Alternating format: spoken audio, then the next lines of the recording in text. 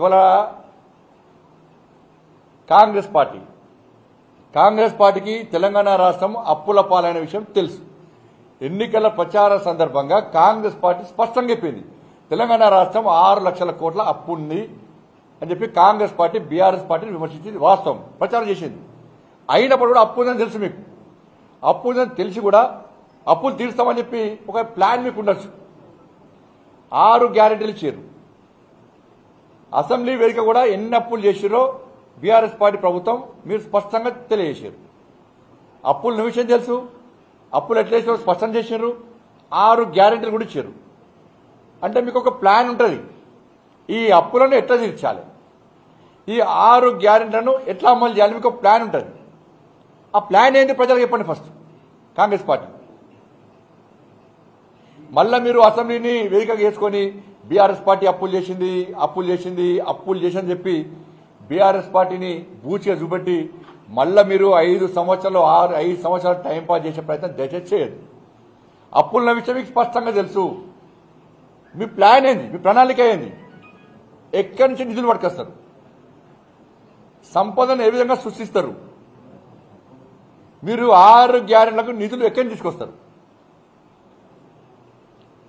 అప్పుల ఊపిలో చిక్కున్న తెలంగాణ రాష్ట్రాన్ని ఏ విధంగా కాపాడతారు, ఇంకో ప్లాన్ చెప్పండి ఫస్ట్. తెలంగాణ ప్రజలు ఇలా కన్ఫ్యూజన్లో ఉన్నారు, బాధల్లో కష్టాల్లో ఉన్నారు. గతంలో ప్రభుత్వం హామీలు ఇచ్చి మొత్తం మా బతుకులు నాశనం చేసింది. ఏ ఒక్క హామీ నెరవేర్చలే. మా ఒక్కొక్కరి పేరు 1,60,000 అప్పు చేసింది. మేము నమ్మి కాంగ్రెస్ పార్టీకి ఓటిస్తాం. కాంగ్రెస్ పార్టీ ఇప్పుడు కూడా ఇంకా స్పష్టం చేస్తలేదు. ఇంకా బీఆర్ఎస్ పార్టీని బూచిగా చూపెట్టి అప్పులు చేసిందని చూపెడతారు. వాళ్ళు అప్పులు చేసినారంటే వాళ్ళకు గుణపాఠం చెప్పినాం. ఇవాళ మీకు అధికారం ఇచ్చినాం. మీరు ఏ విధంగా అప్పులు తీరుస్తారు, ఏ విధంగా 6 గ్యారెంటీలు అమలు చేస్తారు, ఏ విధంగా తెలంగాణ రాష్ట్రాన్ని అభివృద్ధి బాటకు తీసుకొస్తారు, నిధులు ఎక్కడి నుంచి సమకూరుస్తారని చెప్పి విషయాన్ని స్పష్టం చేయాల్సిన బాధ్యత కాంగ్రెస్ పార్టీ ప్రభుత్వం మీద ఉంది.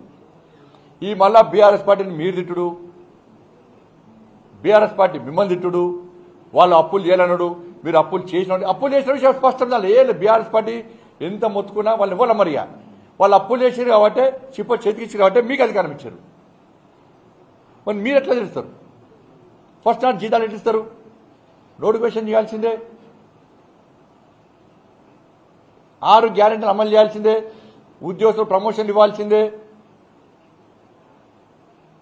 రుణమాఫీ చేయాల్సిందే, మీరు రైతులకు ఇచ్చిన హామీ నెరవేర్చాలి, మహిళలకు ఇచ్చిన హామీ నెరవేర్చాలి, తెలంగాణ రాష్ట్రంలో పేద ప్రజలకు ఇచ్చిన ప్రతి హామీ నెరవేర్చాలి, అన్ని సంస్థలను కాపాడాలి, అన్ని సంస్థల వాళ్ళ సభ్యులకు ఇచ్చిన హామీ నెరవేర్చాలి. కాబట్టి ఎట్లా నెరవేరుస్తారో మీ ప్లాన్ ఏంది, మీ ప్లాన్ ఏదో చెప్పాలి. ఎందుకంటే మళ్ళీ మీకు ఎవరు అప్పు లేరు. అప్పుల్లో పోయి మళ్ళీ అప్పుల్లో పోయి అప్పు అడిగితే కాబట్టి ఈ అప్పు అని చెప్పి అది అయిపోయింది. ఇక అప్పులు చేసింది వాస్తవం అయిపోయింది. కాబట్టి మళ్ళీ ఏ విధంగా మీరు తెలంగాణ రాష్ట్ర ప్రజలకు భరోసా నింపడము, పెట్టుబడులు తెలంగాణ రాష్ట్రానికి రావాలంటే కూడా మీ ప్లాన్ చెప్పాలి. ఎస్, తెలంగాణ రాష్ట్రం అప్పుల పాలైంది, మేము తెలంగాణ రాష్ట్రాన్ని ఈ విధంగా కాపాడతాం, మాకు ఈ విధంగా సోర్సెస్ ఉన్నాయి, మాకు మేము నిధులు సమకూర్చుకుంటున్నాం.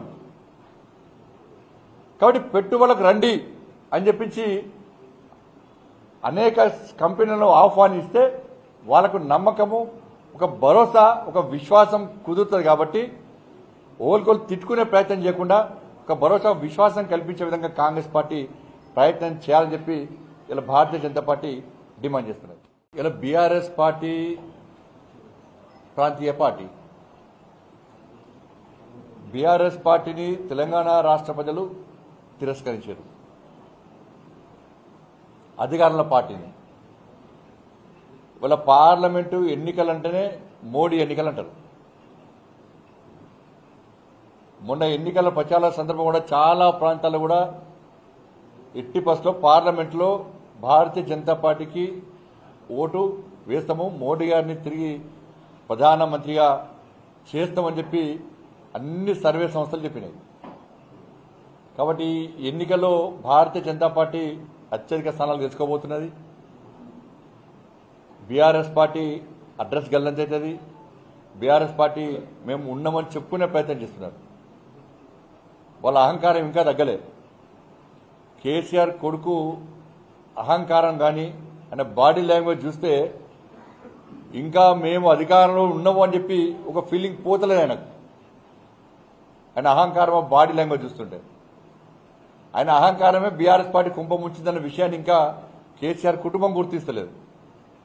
మరి ఇవి ఢిల్లీ ఎన్నికలు, ప్రజలందరూ అంటే కామన్ అంటారు అవి చిన్న ఎన్నికలు, ఇవి పెద్ద ఎన్నికలు, అవి స్థానిక ఎన్నికలు, ఇవి ఢిల్లీ ఎన్నికలు.